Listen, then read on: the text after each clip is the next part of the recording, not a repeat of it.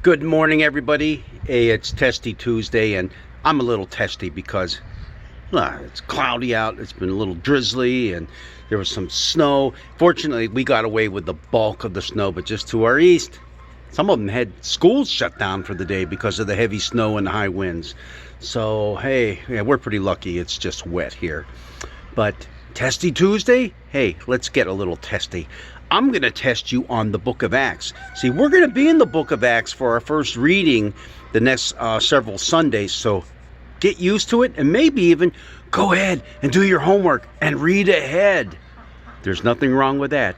We're going to be in the 5th chapter of Acts this week. Let me get the exact verse we start with. Verse 27 through 32. All right, 27 through 32.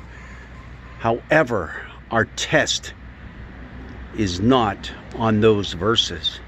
Our test today is on the verses that come just before that and the verses that come just after that. I want to find out from you. Okay, first of all, I'll give you a little hint here. Peter and John are standing before the council with the high priests and all the Sadducees and all the elders, okay? Because they've been caught preaching this Jesus stuff, and you can't do that. You're going to stir up the people. All right, so now they're in front of the high priest and all the council.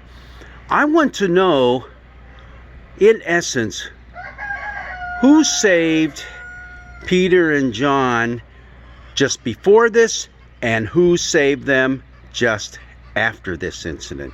So things didn't go well just before this. Things aren't going well during this, and they would have gone pretty far south after this if someone hadn't intervened. Who helped them out the first time? Who helped them out the second time? Do you want me to give you some clues? I don't want to give you any clues in this one. Just make a wild guess. I don't care if you're talking about unicorn or angels or just some good guys that happen to come along. Make some wild guesses. All right. Let's do the before first. The before isn't all that difficult, because if you're thinking help directly from God, what often do you think of? God's messengers, angels. An angel let Peter and John out of prison. They'd been thrown in there because they were told to stop preaching. They were going to incite a riot. They didn't do it, so they were thrown in prison.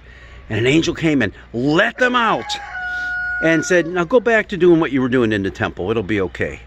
Well, they go and they do that, and it wasn't okay, and they get dragged back before the council. And that's where our passage is for today. Now, okay, so we have the angels, the first part. The second part is right after this incident, who basically is saving Peter and John now? This is a little tough. It's a man, and his first name, it begins with a G. His name is Gamaliel. He's part of the council. And he convinces the high priest and the rest of the council, hey, let's just leave him alone. And he brings up a couple instances of different people who have incited the people and brought them to rebellion, but it just died out. He said, if this is just of human origin, it's going to die out. If it's not of human origin, this whole movement that Peter and John are involved in, it's of God, and you're going to be fighting against God. So Gamaliel convinces them to let them go, and they do. Well, okay, that's our Testy Tuesday test for the day. But what are Peter and John up to? Well, they're just up to sharing the good news. They've been doing it a little bit in the book of Acts so far, and it's going to continue all the way through, and they're going to have other people join in on the fun as well. But with that good news comes pushback. Pushback from not only the hierarchy of the Jewish council and the Jews who have been kind of cozy with the Romans, but also blowback from the Romans themselves who say, come on, we're tired of all these revolts that arise because somebody starts getting crazy and starts getting people's hopes up that they're going to be free again, free from the Roman government. And also, here's the biggie, calling the leader of the pack, whom we crucified, their Lord. Jesus is Lord. There's only one Lord in this world. This is what the Romans said, and that is Caesar. So you got to stop that stuff too. So you have this early band of Jesus followers now getting it from both directions.